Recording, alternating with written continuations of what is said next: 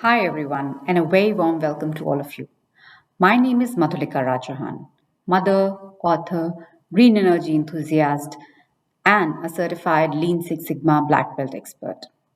In our previous episodes, we have talked at length about personas and their usage. In today's episode, we will talk further about personas through an example, and that will get us a clearer view of how to create those personas.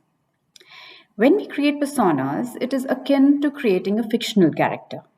It would have details like education, lifestyle, interests, values, goals, needs, limitations, desires, attitudes, and a pattern of behavior. Now, let's look at an example and then perhaps we can understand better on how we can make this fictional character more realistic. Let's start with some hard facts. Let's say Christy is living in a small apartment in Toronto, Canada. She's 23 years old, single, studies biology, and works as a waiter during her free time. Interests and values. Christy loves to travel and experience other cultures. She recently spent her summer holiday working as a volunteer in Rwanda. She loves to read books at home at night and opposed to going out to bars. She does not like to hang out in small group of friends at home or at coffee shops. She doesn't care too much about looks and fashion, and what matters to her are values and motivations. On an average day, she tends to drink many cups of tea and she usually cooks her own healthy dishes. She prefers organic food, however, she's not able to afford it. Now, computer, internet, and TV usage. Christy uses a MacBook Air, an iPad, and an iPhone. She uses the internet for her studies to conduct a majority of her preliminary research and studies. User reviews help her decide upon which books to read and buy. Christy also streams all her music and she watches movies online since she does not want to own a television. She thinks TVs are outdated and she does not want to waste her time watching TV shows, entertainment documentaries, and news that she's not chosen and find 100% interesting herself. So, a typical day for Christy would look like that she gets up at 7 a.m. She eats breakfast at home and leaves for university at around 8:15 every morning. Depending on her schedule, she studies by herself or attends a class. She has a 15-hour of class at master's level every week and she studies for 20 hours on her own. She eats her lunch with a study friend or a small group. She continues to study. She leaves her home at around 3 p.m. Sometimes she continues to study 2-3 hours at home as well. 3 nights a week, she works as a waitress at a small eco restaurant from 6 p.m. to 10 p.m.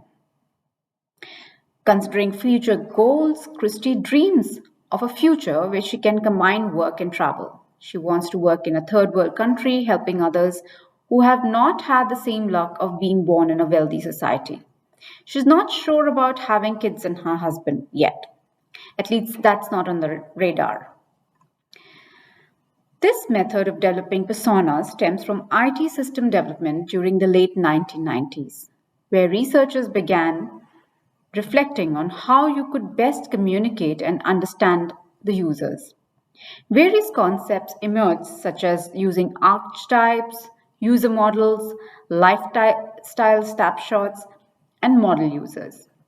In the year 1999, Alan Cooper published his successful book, The Inmates Are Running the Asylum, where he, as a first person, ever described personas as a method we can use to describe fictitious users.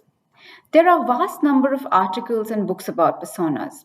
However, an unidentified and unified understanding of one single way to apply this method still does not exist, nor does a definition of what a persona description should contain exactly.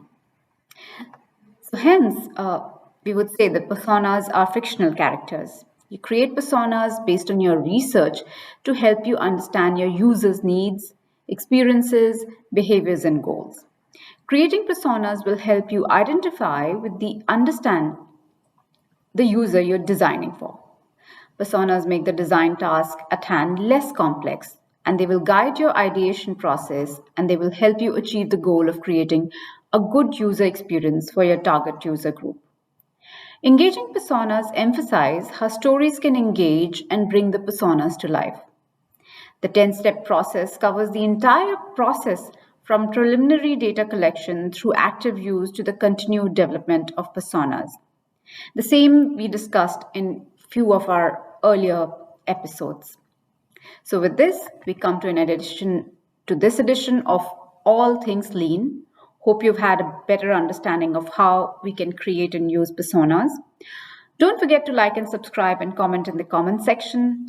And I'd love to know what you'd like to hear more. Until next time, this is your host, Madhulika Rajahan, signing off. Have a wonderful day ahead.